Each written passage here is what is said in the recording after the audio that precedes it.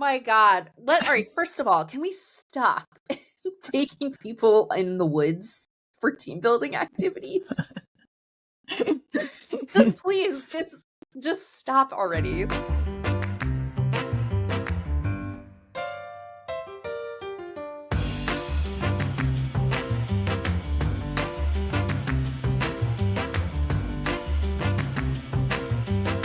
What's going on, Mel? Not much. Yeah? I closing out the summer with a bang, got a pretty gnarly sunburn. How about you? How'd you do that? Because I am a dumbass and Okay. I thought I could Yeah. go to the beach for 1 hour sans sunscreen. And in fact, I can't because I have very Irish skin. Yeah, you're Powder the Friendly White Ghost. I am Yeah. Powder the Ghost. Yeah. What are you doing? You getting some aloe vera up in there? How do we treat the sunburn these days? Lidocaine, aloe vera, you name it, I got it. I like in the it. frise, though. That's the trick. I don't think people understand the beauty of refrigerating your aloe. So good. It's so good. You know, because I had my eyeball surgery and stuff like that, I refrigerate my eye drops.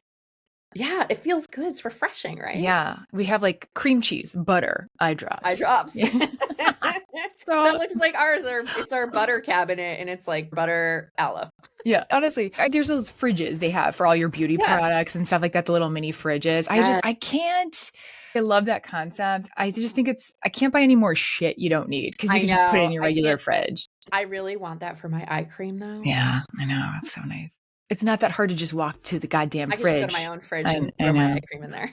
I know, right? It's like you got a whole, is this your produce drawer? No, it's not. No, it's my eye cream drawer. Yeah, nothing wrong with it. Everyone should have an eye cream drawer. Just in general. Yeah. Mel, we're back with New Week, New Headlines. What are you talking about this week? I am talking about how U.S. workplace well-being is in decline based on a few recent studies. That sounds like a happy topic. Right on. I do have some solutions, hopefully. Staying on the positive. How about you? There's always a solution. Yeah. Listen, Wall Street Journal came out with an article last week. The office therapist will see you now. I want to talk about office therapists and is this the cure for mental health in the workplace? Let's talk about it. I like it. Yeah. And I have 2 WTF stories. Just some WTF work news I thought we could gab about at the end. Oh my gosh. All right. Let's do the biggies and then we'll do the WTFs and we'll call it. I like it. Let's do it.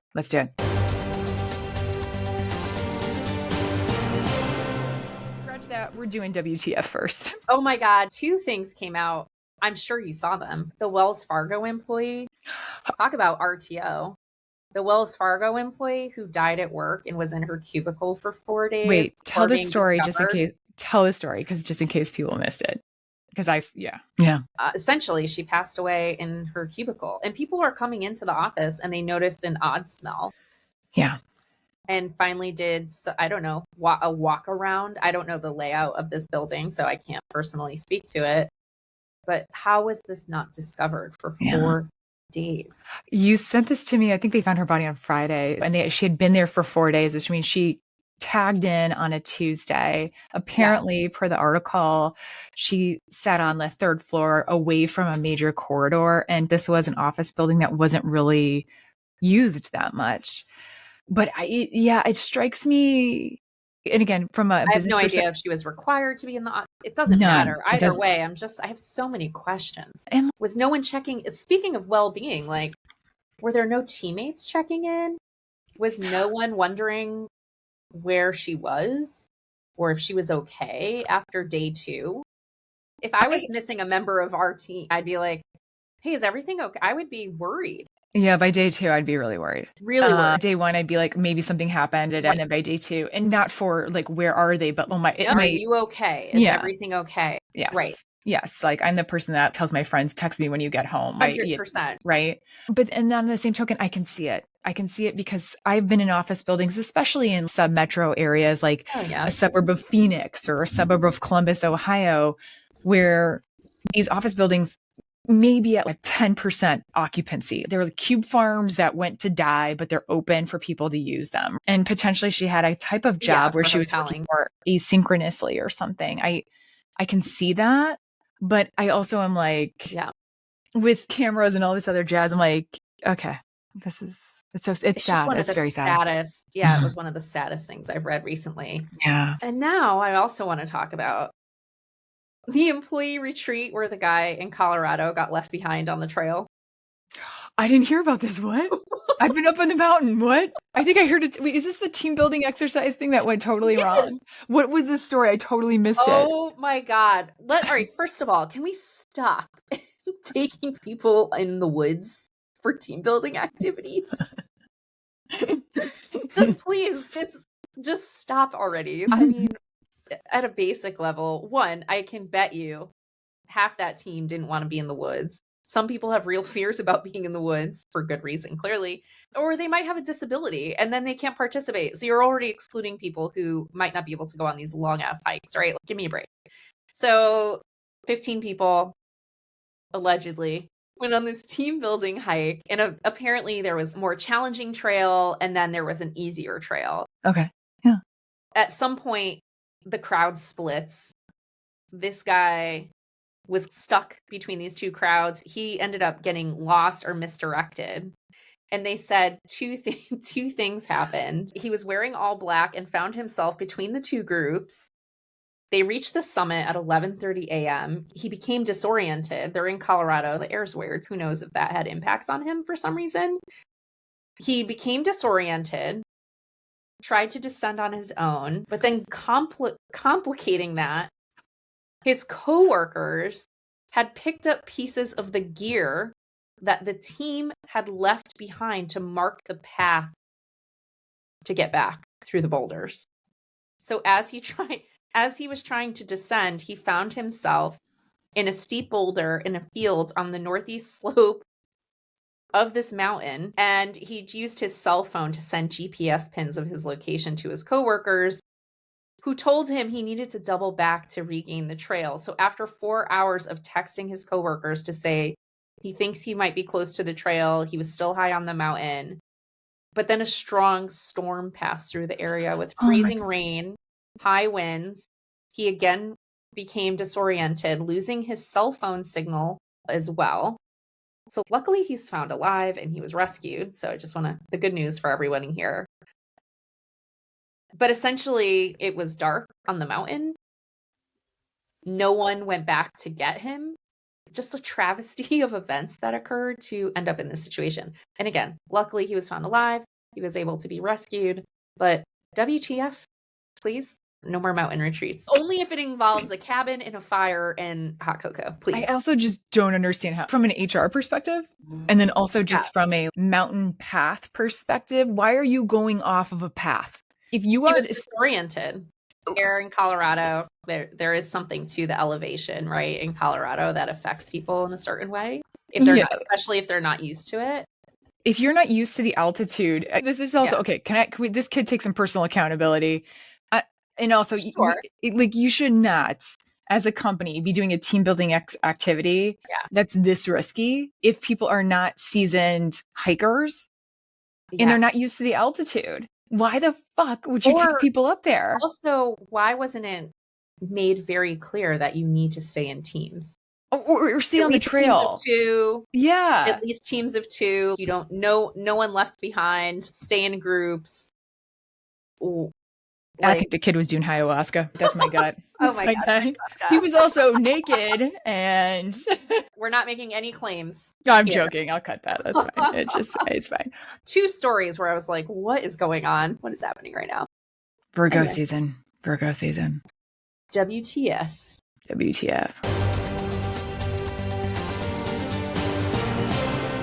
This week, Wall Street Journal came out with an article, "The Office Therapist Will See You Now," which is very exciting. Actually, I love that headline. I do too. It's a fun headline. Chip Cutter, kudos to you, or whichever editor wrote that headline. The story, East Coast company Synchrony Financial added a psychologist at their headquarters at the behest of their youngest workers, i.e. they're offering in-house therapy for employees that want it. Okay. I've heard of that before, though, in some organizations, which I think it's nice. Yeah, that's exactly right. On-site therapists is not new. It's not new at all. Delta, Google, AT&T, all of these companies have been doing this for several years, where they're offering a certain amount of sessions, 3, 6, 12 sessions a year with a therapist that happens to be on site at your company's headquarters or at your huge. That's great. It's huge. 2 questions that I brought to mind though is why is this becoming more popular? So I want to talk about why is this as a benefit becoming more popular, not only for employees, but for companies. And also to think about, is this solving the mental health issues at companies? So I want to talk about both of those things. Okay, let's do it. All right. Why is this happening? There's 2 main reasons. One, it's freaking hard to get therapy. Yeah, it is. I advocate for therapy for everybody. I've been in therapy my whole life. I think it's super helpful. Yeah. But finding a therapist, have you ever been on this journey? Yes, I have. I have many times. Pain in the ass it is to find a therapist, and one that accepts insurance. Yeah, let alone one that you like. One that you like, one that accepts insurance, because it costs a lot. Typically, you can get reimbursed through your insurance. It's a whole thing. But imagine someone who's stressed or struggling with anxiety or depression or whatever, and now you're adding an extra step of them having to put in reimbursements, wait 30 days to maybe get refunded, the big upfront investment. It's a lot. Yeah. Here's the deal. Younger generations want it. When Mel and I were in our 20s, this is not something that was offered at the workplace, right? This is that we're part of the generation where you didn't really talk about going to therapy. It up. That's what we were told. Which was the dumbest piece of advice ever. Because therapy, to your very good point, Mel, I am such an advocate of therapy. And I think most people could really benefit from talking out whatever with somebody, coming up with great strategies to cope with something at some point in our life. If you're like me, at multiple points in your life. Or I have friends that they have a therapist just like they have a fitness coach. Like that's ideal, I think. It is ideal, right? How are you thinking about your brain and your emotions and your mental health? Phenomenal. Why wouldn't you want an awesome coach for that? This is something that's a pro for younger generations. I think it's a pro for a lot of people that understand the value here, especially when you have things like major life events like deaths or losses or financial hardships or just the schmutz of life. Life can be hard. It really can. Here's the issue and why a lot of companies are capitalizing on it. It's a want that younger generations want. Younger generations want. Employees believe, study that came out that said 77% of employees think that their company has a responsibility to support their mental health well-being. Okay? Yeah. 77%. So this is an opportunity for companies to do this. The reason why on-site, as opposed to just saying, hey, it's part of your insurance, because like we said, it's freaking hard to find therapists. 60% of therapists have no openings for new patients. And a 2022 survey from the American Psychological Association noted that 122 million Americans live in areas with a shortage of mental health care providers. Basically, in this country, we need to add about 6,000 therapists to close that gap. Yeah, in a report we covered a few months ago around the biggest growing industries and jobs, and therapist was one of the top needs. Yeah. So what companies are trying to do is make it as easy as possible for employees to get mental health care because A, they want it, B, it's solving a problem for their employees, and C, it makes them more productive. It makes them happier. Right? I believe it. Yeah. Mental health can affect workers' personal lives. It absolutely, you better believe, impacts their professional lives as well. Right? So this is a kind of a win-win solution. Yeah. I want to go back to that 77% of workers believe their employers have a responsibility to support their mental well-being. Okay. Here's my question for you, Mel. Okay. Does this solution of offering on-site mental health care do it? That's one thing. That's not going to solve everything. It's just one thing. Because as we know, it isn't one program that solves well-being issues at work. That's a culture issue. Fair. Like super culture, fair. systems, processes all need to support well-being. It isn't a program or policy necessarily. Fair. Super fair. Yeah. Here's what I love about this. I love seeing this percolating more because to me, this signals investment from organizations that we know mental health is incredibly important. We see the monetary and more importantly, the human value of it, knowing that Literally, these companies are putting people on their payroll just to do this. Yeah, I think that's a huge green flag. Huge if green company flag. offers that. Huge green flag. Yeah. I would love to see more organizations really capitalize on this kind of stuff. It's a signal to say we're giving a shit about mental health. I think it's a pretty massive signal. To take this even further, even though we know that these therapists are therapists first and foremost, right? They are following the same privacy laws, the same ethical codes, the same confidentiality, yada, yada, yada, that you would externally, right? That goes without saying. 100%. Yeah. However, in addition to, let me just say, I think what an awesome opportunity for organizations to have this type of expertise in-house and to invite these experts to the table when they're thinking about culture initiatives outside of mental health, right? When they're thinking about 100%. how do we, right? Yeah. Because they're sitting on such great intellectual capital. Right. So I'm excited by this. I'd love to see more organizations say, hey, we know it's buried in your benefits package over here, but let's make something that you really want and you really need. That's a win. Easy to access. Absolutely no charge. Here for it all day, every day. What's up with well-being? So it sucks, huh? Yeah, I think this is just an ongoing topic because there's always something to talk about here.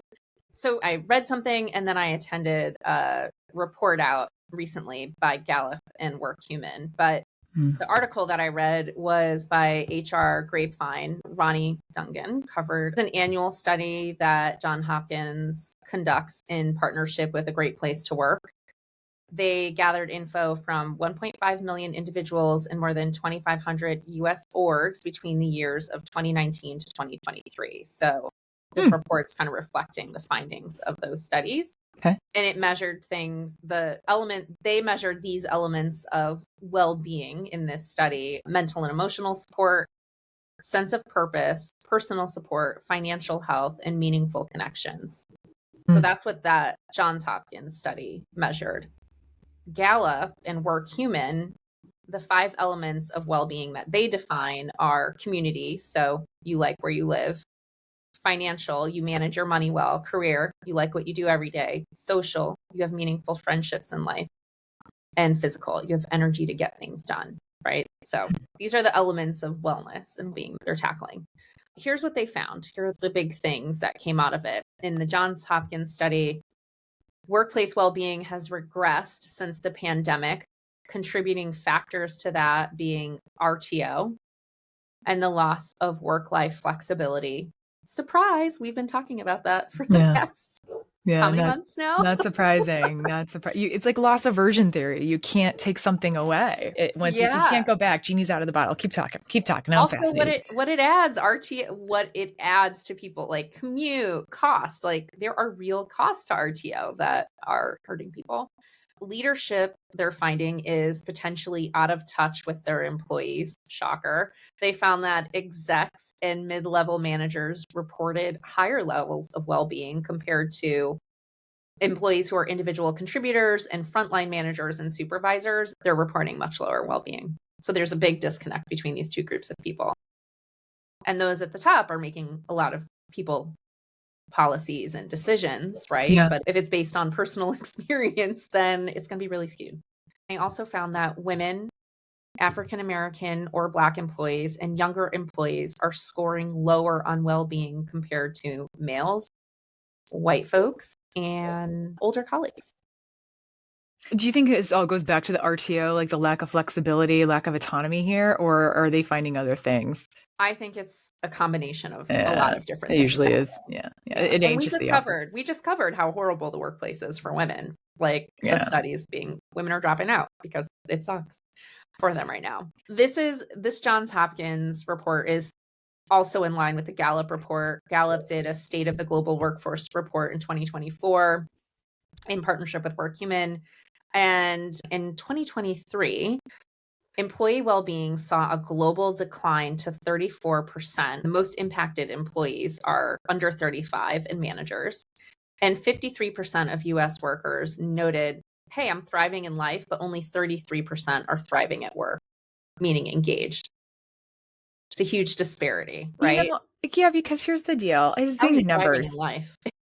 Of your waking hours, almost half of them are working over your lifetime. That's assuming you're working a 50-hour work week. 45% of your time is spent at work.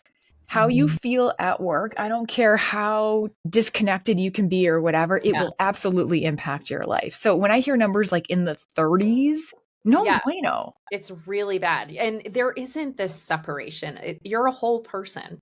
When you show up to work, you have to manage and regulate your emotions around things, but you can't shut it down. Well, especially when so much of work is meetings, texts, Slack messages, right? It's interpersonal communications.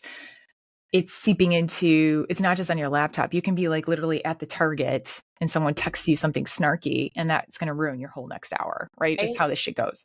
I have a friend who for the past 7 years at their organization, every single time, we were just talking about it, every single time they're on PTO, except for one time that they went out of the country and just didn't have Wi-Fi.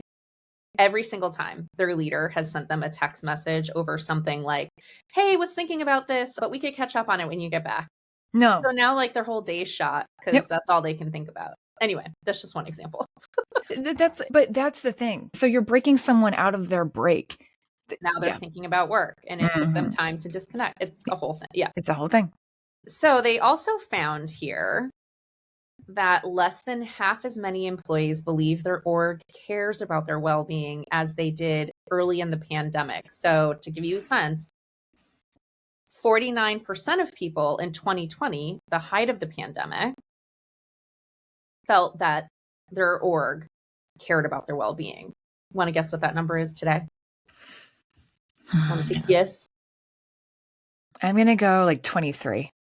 Ooh, you were so close. 21. Oh gosh, because I was doing Price is Right rules, so now I'm over. I don't get the showcase. Okay, all right. Bob Barker, come on down. 21%. Okay, that's 21%. How much it has dropped in just 4 years. That's a significant going from 49 to 21. Mm-hmm. Well, that's a huge drop. I think of the news we've covered in just the short time we've had the pod and on all of that, we've seen the changes and it's moved away from caring. I don't think it's necessarily subjective. There's proof they're moving away from caring about you. I think it's also just, there's also, okay, you've had the pandemic, you've had RTO, you've had this wave and continual waves of layoffs and this idea of trust, loyalty, all that. It's being destroyed. Yeah, the aftershocks are there. It's bad. Here's why it matters. I love the predictive index. I took their talent optimization certification. And one of the things that I really love about what they say is that business issues are people issues, which is always true. If you have a business issue, it's because you have a people issue, not meaning your people are bad. You have a people policy issue. You have something going on with your people. And that's why your business is hurting. There's something broken that you need to pay attention to, right? And to have better business and better bottom lines, you need to get into the business of caring about your people. Gallup found that when employees strongly agree that their org cares about their overall well-being, they are 52% less likely to be actively watching for or seeking a new job. They are 33% more likely to also be thriving in life. No duh. As you mentioned, they are 4.4 times as likely to be engaged at work. They're 6.3 times as likely to strongly agree. They would recommend their organization as a great place to work for other people. And they are 75% less likely to feel burned out at work very often or always. Because right now, everyone's operating on that. Everyone's operating on a level of burnout right now. Here's the deal. We've been talking about this for months. We know it. The numbers are actually getting worse. It gets worse. It gets worse. There's a new study. It gets worse? Yeah. So I was reading all of this and then I was like, oh, what else is happening in the news? U.S. News from Health Day News recently noted that work stress brings on AFib. Like the heart thing? Yep. It was published in the Journal of American Heart Association. We'll link to all of this stuff in the show notes for anyone who wants to do a deep dive. So for anyone who doesn't know, AFib, it increases a person's risk of stroke and heart failure. That's what that is. What they found is low paid employees under crushing work stress have a nearly doubled risk of developing AFib. And those with high stress jobs have an 83% increased risk of AFib. Those who feel poorly rewarded at work, and by the way, rewards for anyone isn't just your boss tapping you on the back and saying good job. It's things like fair compensation, right? So those who feel poorly rewarded at work had a 44% increase risk of AFib compared to those who felt work was treating them fairly. And white collar workers that have a combination of high stress and low rewards have a 97% increased risk of AFib. You have to care about people. There are real impacts to not supporting well-being in the workplace. Every month, Gallup's coming out, Gartner's coming out. The stats get worse and worse. And we can say 6 times, 30%, 50%, 21, drop, blah, blah, blah. And then it comes down to, what does good look like now? What do we do about it? So I would absolutely love who is getting this right? And what do we do about it? Because we got to shit or get off the pot on this. Not us, because we're perfect. You know? Listen, I'm not. That's why I'm an advocate for therapy. All right. That's why I'm in it, because I think I'm just kidding. Just kidding. I'm totally kidding. Oh my God. All right. So who's getting it right? I'm not going to name names, although Gallup did give some really cool use cases in their report. This is who prioritize well-being, not just as a program, but it's truly integrated into the work culture, how they work, their values. It's closely anchored to org culture, management practices, HR processes. They're getting it right. You and I say this all the time. It's got to be part of your culture. It's a cultural thing that needs to be addressed, right? Yeah. Management level folks are at the very heart of fostering this through systems, processes in the day-to-day. Why do managers struggle though? They're sandwiched. They're sandwiched between all the responsibilities and not getting the support they need. But it's where that needs to be addressed too, so that managers are supported enough to then support this in the day-to-day. Yeah. Going back to culture, how are we giving managers support? There's so many things that need to be addressed to support well-being in the workplace. Yeah, most of the time we're just drop kicking a individual contributor into the manager deep end and seeing if they can swim. I hate that term, sink or swim. I really do. Like, you want everyone to swim. Help them. We're not setting people up to swim though. Yeah. We're not even teaching them how to swim. Yeah. Give them some floaties, man. Floaties. Oh, floaties. Companies who recognize the positive impact for people. I'm trying to see. Those who recognize that poor well-being for the workforce leads to reduced productivity, retention issues, turnover, increased healthcare costs. Those CEOs and boards who recognize the impact this truly has on the bottom line and want to do something about it, they're getting it right, because they actually aren't separating people from business results. Companies who allow flexible and remote work options, surprise, experience higher levels of well-being because you're supporting people in their real life needs here. Companies who involve employees in the decision-making process, they're experiencing higher levels of well-being. Companies who have well-recognized employees by recognition, they mean being told they're top performers, receiving fair pay, getting meaningful feedback. In case you didn't hear that, Gallup shared that meaningful feedback is actually more impactful for engagement than return to office. 80% of employees who said they received meaningful feedback in the past week were fully engaged, regardless of the number of days that they worked in the office. And you can give meaningful feedback anywhere. Yeah. Anywhere, anytime. Feedback to me in general is just such a thing. Yeah. And the amount of organizations that just don't do it, don't have the DNA around it, don't have the artery around it. It's one of the number one things, like manager development and feedback. Get on it now. Managers and leaders, some advice, because we know you get the brunt of the bullshit end of the stick here. But hey, look, I think, Francesca, you and I say this often. Please do not wait for your org to handle it. They absolutely should. It is 100% their responsibility. But pulse your team on well-being, what their needs are, proactively work with them to define what that looks like for the team. pick 1 to 3 things that you are going to prioritize as a group for how you'll work to support the needs of the full team, including your needs as a leader. You need to communicate that with your team so everyone's supporting each other. And then regularly pulse, hey, is this still working for us? This is not a one and done activity, but if we can give any advice for managers, leaders stuck in the middle here, please, that's one thing you can do. You don't wait for your org. And then Gallup proposed 10 best practices for implementing well-being in the workplace. There are always options. And I love the ideas that even if you're a manager or leader, like create your own amazing neighborhood in the city that you live in, right? That is your responsibility. And there's always a responsibility on everybody.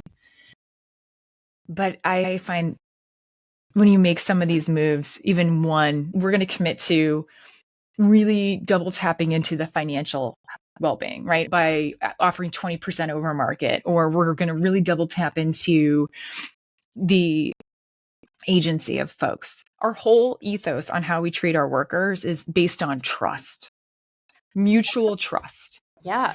That the decisions you're going to make on how you work, where you work, when you work, all this shit, and just on one lever.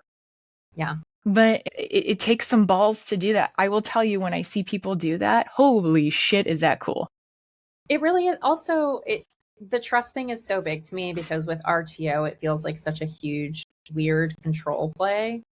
Like we covered the story about Amazon telling people if they didn't get their scanned badge, it was going to make them ineligible for promotion. And when you think about that, treat people like adults. You hired them for a reason. So if you don't trust them, then why'd you hire them? And if it's a true performance issue, then that's a different story. But trust your people to do the job you hired them to do. Michelle Barton is the associate professor who co-authored the study at John Hopkins. And I loved her quote. The challenge will be to integrate those well-being practices into everyday work life rather than simply using them as a crisis response. And to me, that really sums up this last 4 years, because when you go from 49% at the height of the pandemic, what had to change? You had to recognize the humanity of it all. To now, you think it's like, oh, the pandemic's over, so never mind. This isn't a crisis response. This is just how you should treat people. Thanks so much for joining us today. Subscribe wherever you listen to podcasts. You can come over and say hi to us on the TikToks and LinkedIn community. Hit us up at yourworkfriends.com. We're always posting stuff on there. And if you found this episode helpful, share with your work friends. Thanks, Bye, friend.